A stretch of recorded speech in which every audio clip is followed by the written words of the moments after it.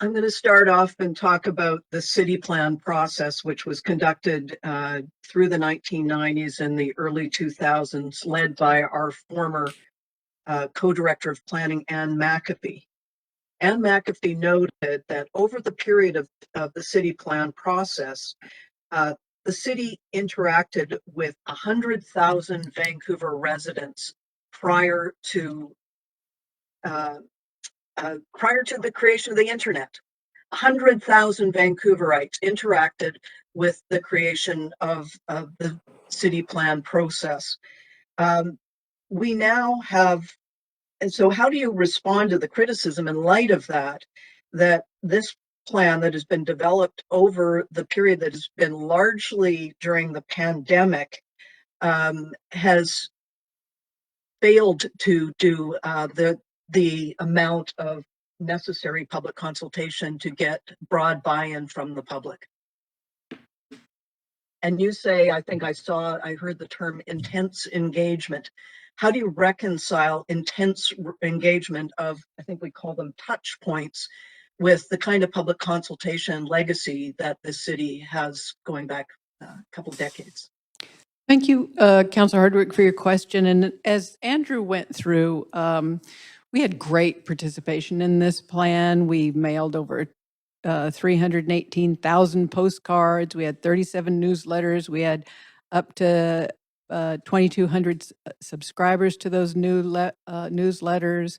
We had 153,000 page views. We engaged 52,400 community contacts. We did 4 council workshops, 100 youth workshops, 29 neighborhood charrettes, 30 pop-up engagements, 36 meetings and workshops, 119 meetings, 185 meetings and events with equity denied communities, 12 online surveys in 6 different languages with almost 26,000 survey responses, 5 online events, 3 self-guided walking tours, and DIY conversation kits for 90 million impressions.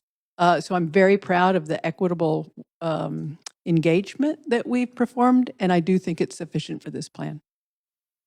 And you don't have an issue at all of that taking place over a pandemic where people were not in a position to fully participate?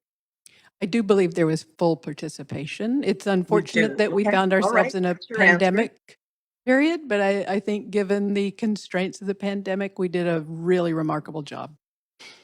So how do you respond to the criticism that generations of Vancouverites have contributed literally thousands of volunteer hours to the creation of a real tapestry of community plans across the city that are barely mentioned in the body of this report?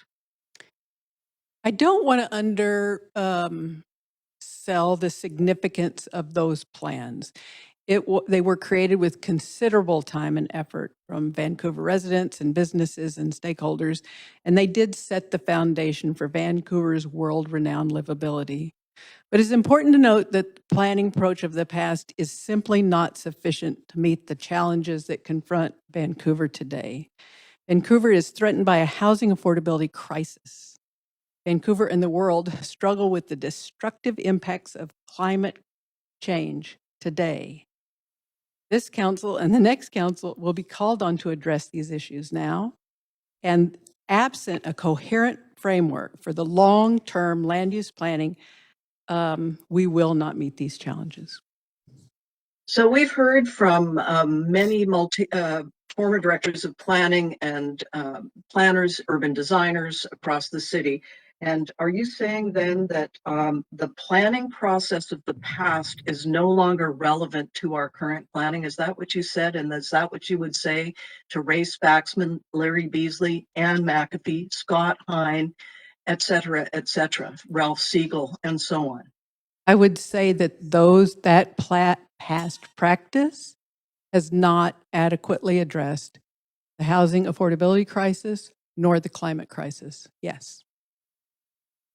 How do you respond to the criticism? Councillor Hardwick, that is your time. Will there be a second round? Nobody's moved a second round. You are out of time, so I'm going to move us along to Councillor Dominato. Thanks, Chair. I'll happily move a second round of questions. Okay, we have a motion on the floor for a second round of questions. All those in favor?